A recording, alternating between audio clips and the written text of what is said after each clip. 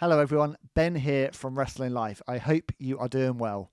Now today's video is going to dig deeper into something huge, and that is the news that Dwayne Johnson, The Rock, has just earned his first ever Golden Globe nomination. Not for some flashy blockbuster or for a bombastic action movie, but for the gritty, emotionally charged performance that he gave in biopic The Smasher Machine. Now that alone would be newsworthy, but layered on top of that is the fact that the film bombed commercially and that its failure, contrasted with The Rock's legacy of box office juggernauts, raises some serious questions. It makes us think, what does this mean for Johnson's future as an actor and as a figure in WWE? Will the scrapped Cody Soul storyline ever get closure, or will it just be another what if in wrestling history? Now, a few months ago, The Smasher Machine hit cinemas. Directed by 39-year-old Benny Safdie, it starred Johnson as former MMA and UFC fighter Mark Kerr. The film was made on a $50 million budget, and Johnson, very unusually for him, took a very steep pay cut to take the role. Reports say that he accepted around $4 million for the role, which is a very, very big drop from his usual $20 million plus fee. Critically, The Smasher Machine was very well received. I absolutely loved it. I shared a video on this channel straight after watching it about how much I enjoyed it. I thought Johnson's performance was fantastic, and I loved the story that was told on the big screen. Reviewers praised his transformative performance. The Rock was incredible. Many hailed it as perhaps his boldest, most vulnerable work to date, and even celebrated filmmaker Christopher Nolan went on record calling Johnson's turn heartbreaking, saying he doubted we'd see a better performance on screen this year. And yet, despite all of that critical acclaim, the movie flopped, and it flopped hard. On its opening weekend, The Smasher Machine grossed roughly $5.9 million domestically, marking the worst opening of Johnson's cinematic career. By the time its theatrical run ended, it had grossed around $21 million worldwide, a dramatic underperformance relative to its production costs and the promotional efforts involved. To put that into perspective, Johnson's past films, the big franchise hits, often gross hundreds of millions of dollars globally. By contrast, The Smasher Machine barely recouped half its production budget and likely lost money after marketing distribution. Industry insiders have estimated the film could lose anywhere between $10 to $15 million when it's all said and done. And Johnson, The Rock himself, has responded publicly to criticism about how the film has performed. On X, he thanked the fans who saw the movie, he praised the director's vision, and he said that while you can't control box office results, you can control your performance and your commitment. He described the project as worth doing, even if it doesn't make money. That's all very well and good, but what does this all mean now beyond just the numbers? Now, on one hand, the film underscores a hard truth that even a global star like The Rock isn't immune to risk and failure when he steps outside of his comfort zone. The contrast between The Smasher Machine and the drama there and his typical tentpole films reminds studios and audiences that star power alone doesn't guarantee box office success. Audience expectations, marketing alignment, genre release timing, and broad appeal all matter enormously. In this case, the gritty, R-rated, emotionally heavy sports drama didn't draw the kind of mainstream crowds that his usual blockbuster fare, action-adventure, family-friendly, high-concept movies that are, we've come to know him for, that they usually attract. Analysts have noted that the film's tone, its niche subject matter, and its lack of mass market appeal have severely limited its box office potential. But on the other hand, and this is really, really important, the critical acclaim and eventual Golden Globe nomination that have now been given to Johnson indicate that he may be carving out a new path, and one that's defined not by muscle and spectacle, but by serious acting, by vulnerability, and a willingness to take creative risks.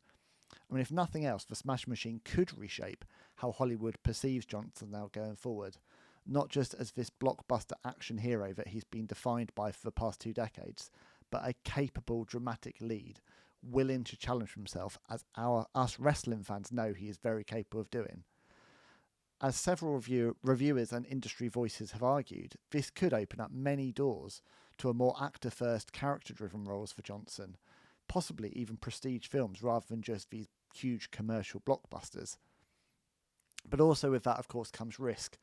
Commercial failures like The Smashing Machine may make studios more hesitant about backing Rock in gritty drama movies, especially if big budgets and modest returns translate into losses. The question is whether Johnson can now find a sweet spot, smaller budget, lower financial risk, strong story and critical focus films that may determine where this trajectory continues for him. Now, as the industry digests the Smashing Machine fallout, the ripple effects reach far beyond Hollywood and, of course, go into wrestling. In March 2025, The Rock obviously was hugely involved. March 2025 this year, The Rock was hugely involved in the Elimination Chamber event and the huge turn of Cena, this storyline that centered on him demanding Cody's soul from Cody Rhodes. But as we all know, that story fizzled out before it reached a satisfying conclusion. We had Cena's heel turn, we had the alliance with The Rock, we had everything with Travis Scott going into WrestleMania, and the story never delivered a satisfying conclusion or a one-on-one showdown that many expected between The Rock and Cody Rhodes. Now with The Rock immersed in film, and a film that has critically underperformed at the box office, it is reasonable to wonder whether WWE and Johnson regard wrestling as a priority at all. Many fans and insiders believe the poor perception of the Smashing Machine, combined with Johnson's shifting career focus, means that his in-ring days may be largely behind him. And in fact, the feeling among some fans and commentators is summed up plainly in a recent article that said that after an emotional moment tied to the film's premiere, some in the wrestling world say The Rock might be done, at least in terms of active competition. As for the Cody Soul storyline, who knows? Will it ever get a proper resolution? At the moment, that's seeming increasingly unlikely. Like, for one thing, Johnson's current focus seems to be firmly on film and legacy building rather than wrestling storylines. For another, the flop of the Smashing Machine reduces the incentive for WWE to pull him back in hard, especially if he's unlikely to perform matches and his draws in the ring may not match what he delivers on the big screen. Still, that's not to say a return is impossible. Some in the industry do remain optimistic. Recent comments by Cody Rhodes hint that The Rock's final boss persona might not be dead yet, meaning that if schedules align, WWE could, in theory, revisit the storyline in some form, and when would be better than WrestleMania 43 in Saudi Arabia. That said, the odds of a full-on in-ring comeback feel slimmer than ever. Even if Johnson does return, it may be for dramatic segments or nostalgia appearance, but not serious wrestling. I mean, he's 53 now, and putting his body through a full match like we saw at WrestleMania 40, especially after focusing on such physically taxing film roles, may not be worth it for him at this stage of his career. I mean, my take is that I think what's most likely is that The Rock's future lies less and less in wrestling now, and more in selective dramatic acting choices. You know, the Smashing Machine, while a commercial failure, may mark the beginning of a third act for Johnson, one where he goes for quality over quantity, chooses roles for their challenge or emotional weight, and uses his fame and clout to pursue passion projects.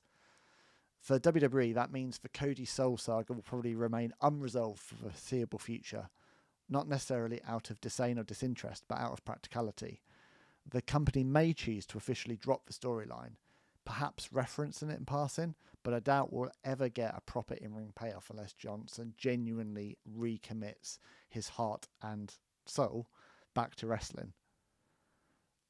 Maybe we'll see a surprise return for The Rock in 2026, maybe a one-off appearance, maybe just for the nostalgic pop, but will it be as the final boss or as the babyface Rock? Time will tell.